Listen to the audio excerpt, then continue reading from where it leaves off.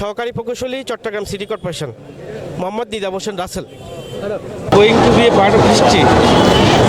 আমরা ইতিহাসের অংশ হতে যাচ্ছি।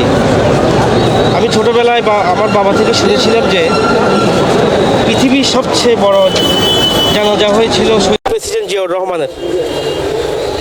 সেটা চাপিয়ে আজকে মনে হলো যে পৃথিবীর সবচেয়ে বড় জামায়াত, বড় জানাজা হবে।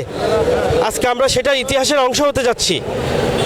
দেশনেত্রী বেগম খালেদা জিয়ার জানাজায় আমরা অংশগ্রহণ করে আমরা গর্বিত হচ্ছি। আমরা নতুন প্রজন্মকে বলতে পারবো, প্রজন্মের পর প্রজন্ম বলতে পারবো এরকম একটা ইতিহাস সৃষ্টি হয়েছিল।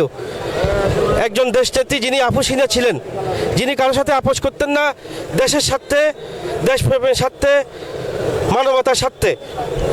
আমরা এই ইতিহাসে অংশগ্রহণ করে গর্বিত হয়ে আমি অত্যন্ত সন্তুষ্ট এবং আল্লাহ যেন ওনাকে বেহেশত নসিব করেন সেটা আল্লাহর কাছে প্রার্থনা করছি। সবাই যেন ওনার জন্য প্রার্থনা করেন। আসসালামু আলাইকুম।